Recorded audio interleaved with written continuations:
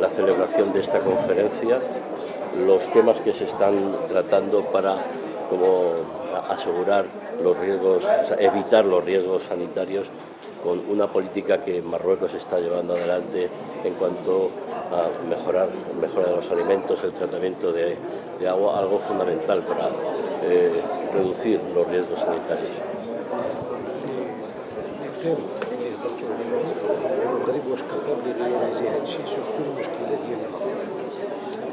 Alors, d'abord, merci pour cette question, parce que le Maroc a déjà montré par le passé, et grâce aux orientations de Sa Majesté, qu'il a fait preuve de résilience pendant la gestion des catastrophes, des crises sanitaires. La question de l'eau aujourd'hui, c'est une thématique pour laquelle nous sommes en train de trouver des solutions. Ce n'est pas une question qui est exclusive au Maroc, c'est une question qui est bien sûr mondiale.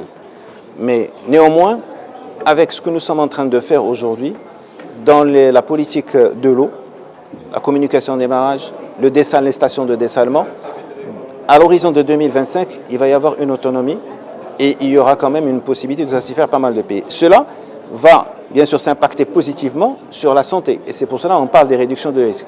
La réduction de risque, il ne s'agit pas d'aller faire des soins, il s'agit d'aller en amont pour essayer de régler des problèmes d'infrastructure qui ont un impact directement sur la santé et qui pourraient être des conséquences fatales par la suite.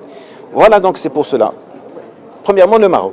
Deuxièmement, il ne s'agit pas seulement du Maroc parce qu'on parle du continent africain.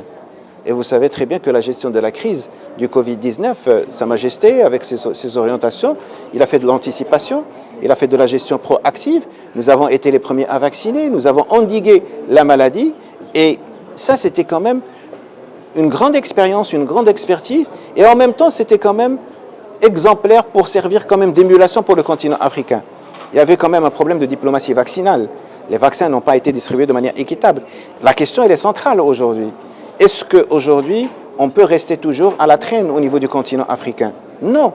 Il faut que le continent africain repose sur le continent africain, ne fera confiance que sur le continent africain. Bien sûr, en collaboration avec les autres continents. Nous avons besoin de la recherche, nous avons besoin de la technologie, mais au moins le potentiel africain qui soit bien sûr mis en exergue, en convergence pour passer à l'action. Marruecos está jugando un papel de liderazgo en este terreno para el continente africano. Le Maroc est en train de jouer un rôle très important, c'est-à-dire le leader du continent. Sa Majesté, dans sa politique étrangère, depuis le début, n'a jamais cessé de parler, bien sûr, du potentiel africain. Et aujourd'hui, c'est une occasion en or. Pourquoi? Parce que la santé est devenue une question centrale. Ce n'est plus une question, parce que dans tous les pays du monde, la santé était considérée comme le parent pauvre des autres secteurs. Et figurez-vous que même les pays qui sont économiquement forts, pendant le Covid, avaient empathie. Ils ont trouvé des difficultés. Il ne suffit pas d'être très riche pour être excellent en santé. Parce qu'il y a quand même des défis de taille. Aujourd'hui, avec le progrès technologique, avec l'industrialisation, avec bien sûr la pharmacie, l'industrie pharmaceutique qui est en train de changer, avec l'introduction de ce qu'on appelle la génomique, la métabolomique, les dépenses en santé vont augmenter de manière importante qu'aucune assurance de maladie ne pourrait supporter.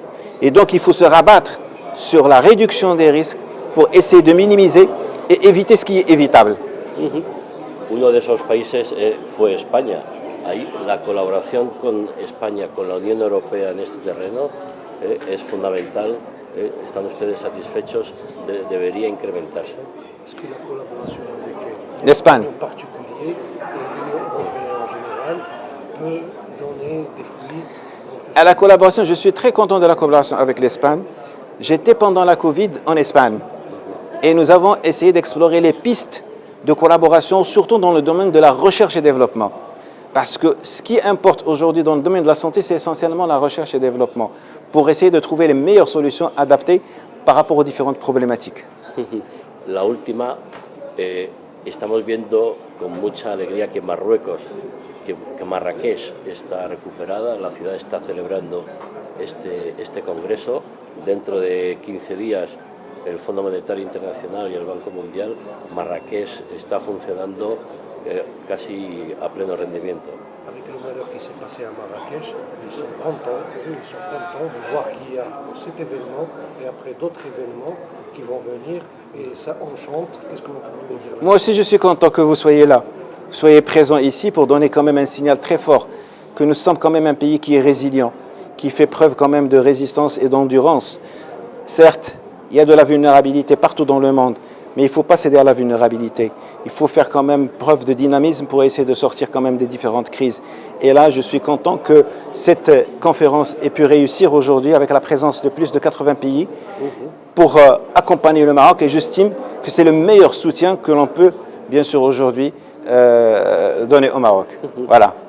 Nos alegramos. Muchas Merci. gracias, ministro. Merci.